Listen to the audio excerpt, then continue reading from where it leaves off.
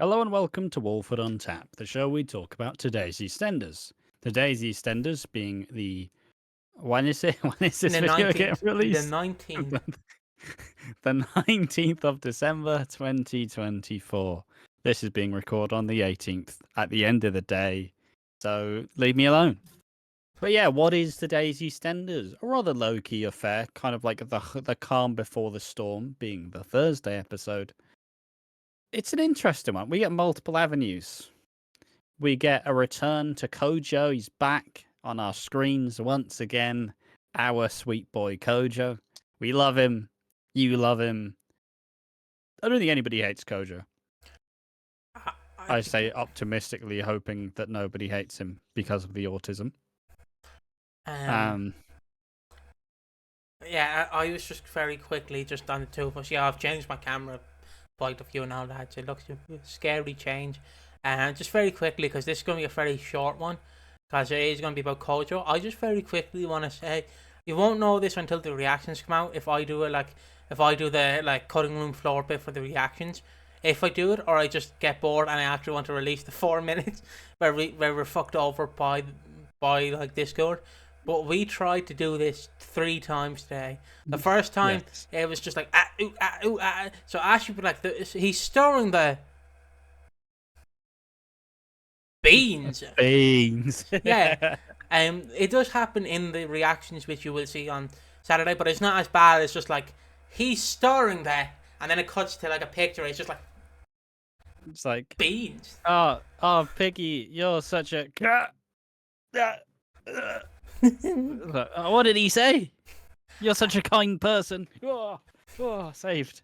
But yeah, this is we tried multiple times to record this, but it works. The best thing is we didn't have a time like compared to we would have had to struggle through it if today's episode, which is Wednesdays but technically Thursday's episode, was released today, which is Wednesday for us, which is Thursday for you tomorrow. I'm fucking confusing though. I'm jumping over my words that I cannot say. But yeah, anyways, I just wanted to quickly mention that because that was kind of funny. Because we got the first 4 minutes in, and then when I had to do the intro for the third time, it's just I tried to go back to the start of the EastEnders, but the fucking iPlayer fucked me over. So it's like 4 minutes 40, and then I had to go back to the start to obviously replay because you don't want to jump into the 4 minutes. And then it fucking just meant nope, it's not working. And for fuck's sake. I might leave some of that in. How we already checked out the EastEnders? This is how long's this been? We not said a single fucking thing about the fucking show. It's 2 minutes. 2 minutes 56. You know. But yeah, that was just right, quickly. Let's talk about the EastEnders. Yeah, okay. I'll talk about Mr. Kojo. I can go through. I can briefly run through the other stuff though. Okay. Okay. The Ruby special coming up with Ash. Exactly. Otherwise, we get Cindy. Well, obviously, the Lauren stuff is kind of in between, so it's entangled. Ian giving the worst advice possible goes, Peter, you should just propose. She'll love it. Be a great idea. It's like, no, that's a terrible. Like how my mum went, you should go upstairs and clear the air. Wrong. Bad idea, Mum. Was not the right move last Christmas. I'll tell you that for fucking free. I completely... Well, where the fuck was I at? You're on about, You're on about Ian giving the worst advice possible. Oh, entirely. Yeah, just gave the worst advice. He brings down a fucking cot, but he drops it down the fucking stairs. So it just comes down in a mess.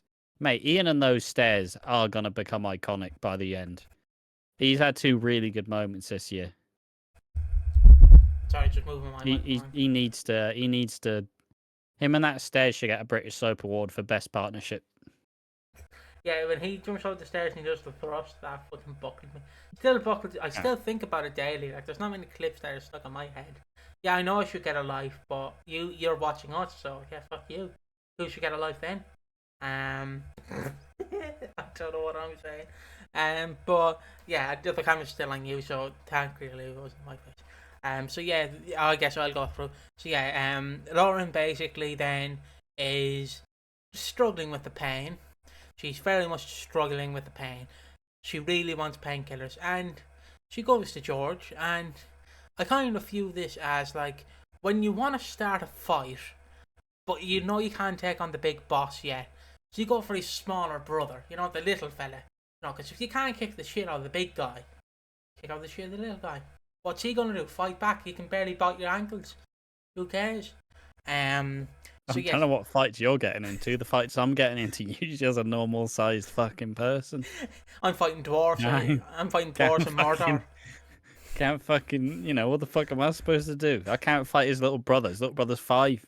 Yeah, you can. If I had to, of course, in this life or death scenario, I'm not going easy on him. Hit him with a fucking liver shot. Yeah, down you go.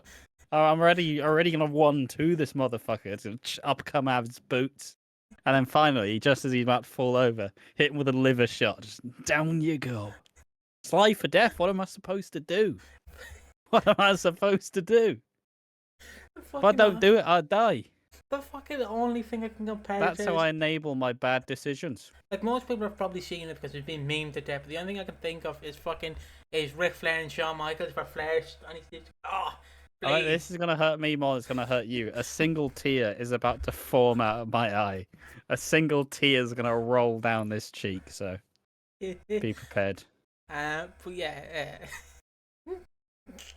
you can tell we're checked out completely the week before Christmas. Merry Christmas. In our defense, this is like this is what, like episode 10 or some shit. Yeah. To be fair, right. It is. But yeah, I'm gonna move my microphone down. That's better.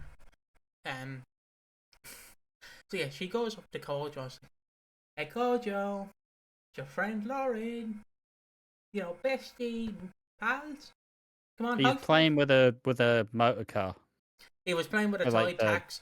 The fucking meme. I don't know why that's what I'm doing. I didn't know you were from Kerry.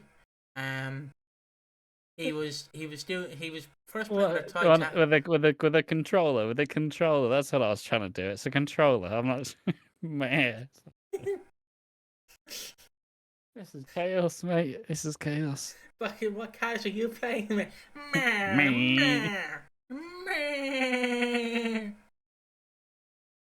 Fucking hell. Oh. But first, before that threw me up, he's playing with a toy taxi and reading a book. So obviously they go upstairs and she puts batteries in Kojo's remote control car. And obviously he's driving it around the sitting room, and it's in the bedroom, the sitting room, the living room, whatever you want to call it. And he's driving it around, and Lauren's like, "So Kojo, yeah, it's the mono, you know. What happened to you that night?" And he's like, "I can't say. Why? I'll get in trouble and sent back home." And I was like, no, you won't. Like the Cindy told Tell me, it'll be fine, mate. It reminded me of when Jack Harper went to me and said, "Look, mate, at the school disco," and went, "Look, if you tell me you've got a crush on, I won't tell anyone." So I went, "All right, sick," and I told him. And then about 2 seconds later, it was, guys, he's got a crush on this person. Then I got fucking yelled at by my mate, who was like, "No." Like, she didn't even speak to me in person. She just, like, fucking my mate just scolded me. I'm like, what the fuck have I done? Just being honest. Fucking Jack Harper, you little bastard. Spreading my secrets around. Jack, all night, Jack. I was like, oh, I thought of someone else. But yeah, he's driving his toy car, and sorry, just to mimic Ash again. That's the car he's driving apparently. I didn't know it's from the 1930s, but it is. And he's basically driving his car around, and Lauren's just like, "Will you open up, mate?" And he's like, "I can't." Because obviously, if you tell an autistic person, like, if you go, "Look, mate, something bad's gonna happen to you, you expose the secret," they're obviously gonna take it to the fucking grave. They don't want to get in trouble. Well, I don't know. Maybe it depends on the autism, I guess. But yeah, so Kojo really does not want to open. So yeah, Lauren and Cindy hears that Lauren's upstairs with Kojo, and then Junior just goes up the stairs, and it's like, "Oh, Kojo, what was Lauren trying to?" Essentially, like, rattle him. And then Kojo's like, "Bloody sick," and he's like, Kojo's like, "Yeah, it goes like a rocket." It's like immediately gone. It's easy. Look, right. I'm not saying it's easy to distract a person with autism, but as someone with autism, it's quite easy. Ask me a fucking EastEnders question. Just bloody hell. Fucking hell. I won't get a chance to talk about this, but it kind of reminds me of the fucking suitcase incident in like 1945. Have you ever heard about this suitcase incident? What? There was a suitcase incident, right, where they were trying to kill, at the time, famous dictator, the suitcase. But some guy just kicked it out of the way, and it didn't kill him. So he just had a suitcase there. It just blew up, and the guy kicked it out of the way, so it didn't kill him. It's the weirdest assassination attempt, but it always buggers me. Yeah, that's how I describe the guards, because they're literally just like, he's just like, I don't know, mate, what's going on? It's Christmas, I'm having too many shandies. I'm not even drunk this year.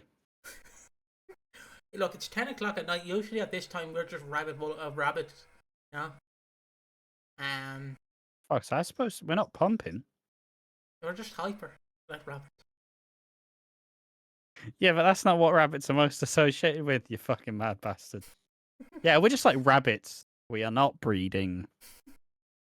No one's pregnant. There is not 10 bunnies on the way. Not yet. Just remember that we used to record podcasts at this time. They would be the most unhinged shit ever. This is Walford on tap. It doesn't really mean anything, does it?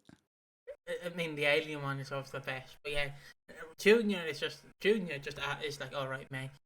Whatever happened, I fell for a woman I shouldn't have fell for, and that's basically it. That's basically what happened. Yeah, it's him fully taking responsibility, recognizing that. Look, if it gets too much, fucking tell someone. Like, it's my fault.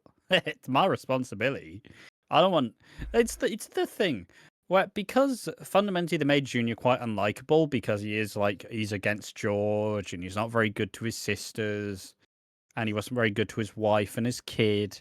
But his relationship with Kojo is the deal breaker, where it is him being like, I need to be a fucking brother to him. I need to take care of him, protect him. And it's a nice little scene where he, like I said, he takes full responsibility going, why the fuck, why am I doing this? Like, that's fucking stupid. It's not your fault you're in this situation. Fucking, it's just a very nice scene.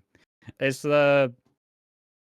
mean, that was my prediction for Christmas for a long time anyways.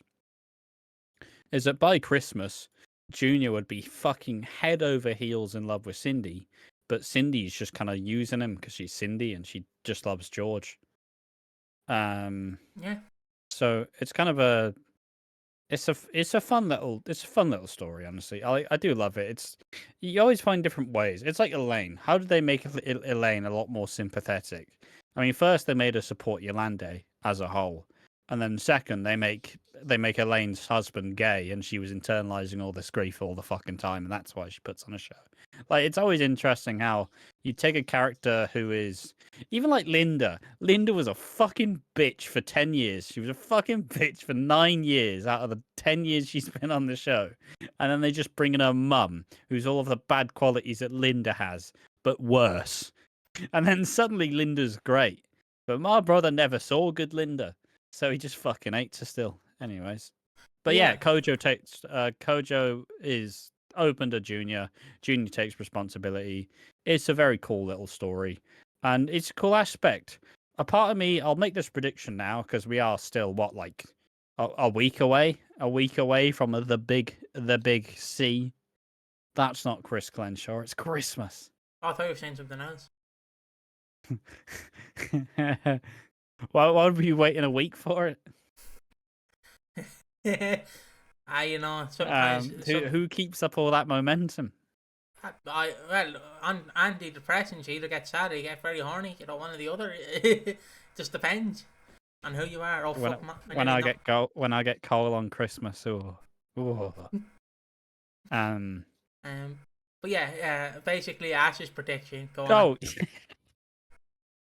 Yes, the prediction for Christmas is, I'm starting to believe that Junior will out the affair. Mm-hmm. Like, I think Junior will kind of be fed up of Cindy's shit, and he'll be fully betrayed, learning that, Because, I'd imagine maybe he'll hear the tape and he'll be like, oh, she's really interested in me. Really, really interested in me. And then she says, I'm sleeping with Junior because I love George. Ah. Oh. What? Like when you get when you ask for a Stretch Armstrong from your parents and you get one, then you realise that a Stretch Armstrong's shit. All that childlike joy gone. Oh yeah, I got what I wanted. It stretches. Great. Why the fuck did I want this, man? What the fuck's wrong? And then he'll see the light. Maybe he'll make that USB. And Cindy's nuts. Got it.